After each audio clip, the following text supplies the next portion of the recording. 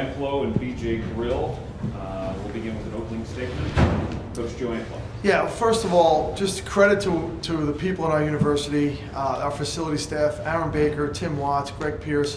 What an unbelievable job they did putting this together this week, and what an atmosphere that was created here at Valley Fields.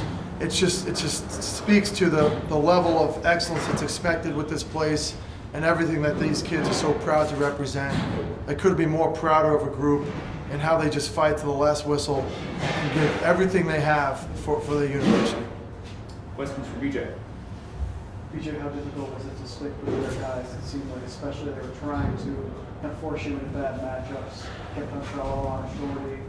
It seemed like they were really trying to take it. North Carolina's an incredibly athletic team, and they make you pay when they get their matchups, and we didn't play very good team defense in spots today, and they capitalized. They're a fantastic lacrosse team. They're one of the best lacrosse teams in the country. They've been playing well the past couple weeks, and they made us pay, and they hit great shots. Our goalie played great. Cole Blazer played great, and we did the best we could today. They were just a better team. What do you think made the difference there, especially like in the middle of the field, just being slightly slow on the slides or miscommunication? I think we just got unconfident in spots. Honestly, I think that they had opportunities and we overslid at times, and it allowed us to rotate and get that matchup that they wanted to. I think we played better in the second half once we got a better feel of what they were doing. We gave up 4 goals in the second half, but in the first half especially, we were feeling them out, and we didn't have a slide man a couple times, and that was just them running a better scheme than us and us not understanding when we had to go. They played amazing. Like I said, they're one of the best lacrosse teams in the country, and they outplayed us today. That's why they won. What was the mentality in the fourth quarter, knowing that you guys need to really hold it down to give you guys a chance to ball away? What were we down 2 at that time? Yeah. I mean, we didn't even really talk about the score. We just talked about the next play mentality. We hold the 1 in the fourth. I think we just buckled down and did the best we could. We just didn't make enough plays to win the game. There was no specific dialogue that was talked about before entering the fourth quarter. It was just next play, next play, next play, and that's what Coach always echoes. And they just made more plays. BJ, you've been here programming from day one. How do you put into words what these 4 or 5 years ago to get to this point? I mean, everyone in the locker room's super sad and just kind of a whirlwind that's happening emotionally. But for me, I'm just so happy and so proud of our program and this university and how far we've come in 5 years. I made a spontaneous decision to come here, and this university has backed us 1,000%, and I couldn't have asked for a better institution. So proud of my teammates as well, just Coach Amplo, everything. Words can't explain how happy I am to come to this university and be able to represent Marquette every single day. What does it feel like you've left a legacy? Yeah, I mean, that's for everyone else to decide. We just did our jobs, and that's what we came in here with the mentality to do. We just took it every single day. Can we make this a better place than it was the day before? And that's something we took our pride in, and we feel like we did that, but real foundation's been laid through the institution. Now everyone's going to rally around it, and people are going to really take the next step. And this is going to be a national university for lacrosse, and that's something what we should be proud of. And it's been a fun ride. It's been a really, really, really fun time, and that's what college lacrosse is supposed to be like. What was the moment like walking on the field at the start of this game, first term? It's just a testament to our institution, and it's a testament to the hard work that we've put in. I mean, Coach gave credit to the facility staff. I give credit to the marketing department. We feel like Alabama football every time, because the university makes us feel that important, and that's a privilege. And walking on the field today was a privilege to represent Marquette, and it was a privilege to play in an NCAA tournament game and compete against one of the best teams in the country. Joe, do you think that being their focus today on shutting down Ryan? I mean, how could you not? He's been our best player all year, and they did focus on that. But credit to our other guys for stepping up. I thought Ryan pressed a little bit early, but then he understood he had to manage the game, and he started to do that. And heck, he had a heck of a shot there in the fourth quarter to give us a chance. And that's what I told him. I said, look, big players, when they're not being productive, they figure out a way to make big little plays, and he did, and that was a big big play in the fourth quarter, and he just let the game come to him and didn't press. And I was really proud of the way he played. It comes down at the end of the game to that unlucky play of it in Tanner's leg. Yeah, it does. I mean, that's what a lot of people will remember. But there's a million little plays in the course of that game that they made and we didn't. That really determined the outcome. But at the end of the day, it was two really good lacrosse teams going after each other. And credit to North Carolina because they beat a great team today.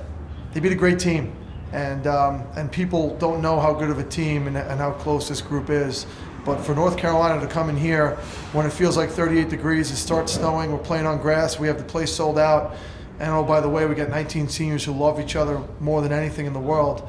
For North Carolina to do that, credit to them for them beating us today. Do you feel like even though you come out on the losing end, you guys proved you belong to be here? Yeah, well, that's for other people to decide, but I knew long ago when these kids stepped on campus that we belonged. It was just a matter of time before other people started to say that.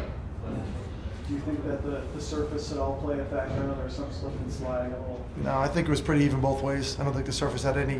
There was no reason. That wasn't the reason why we lost. Anything else from Marquette? Coach, they had a lot of nice things to say about you guys and your program. One of the things they mentioned specifically was how hard your guys played, just intensity and how bad they wanted it. And I imagine there probably aren't many better things they could say to make you feel good, right? Yeah, that's what we have to bring to the table. I joke with these guys all the time that they're under-recruited. I tell them all the time that they're not very good. They know I'm kidding. But the one thing that we're going to guarantee every time out is that we're going to play tough. And these kids have overcome every challenge from the day they got on campus. So there's no mystery as to why they're always the hardest playing team on the field, no matter who they play. And that's a humbling thing for Coach Prescia and his staff to say, but it doesn't surprise me. Coach, what's next? Where do you go from here? I understand that getting back here is obviously the goal, but as far as building a program from this step, what do you do next? The greatest challenge we face is going to be finding young men who have the same character that BJ and his teammates have. That senior group really set the legacy or laid a great foundation for us. I just told them, I said, I'm not sure if they're going to build a statue of you guys, but they really should, because 100 years from now, people are going to be talking about this lacrosse team. It's just simply amazing what they have done. So our greatest challenge of what's next is finding kids who want to be men and who are going to accept every challenge, regardless of how talented they are.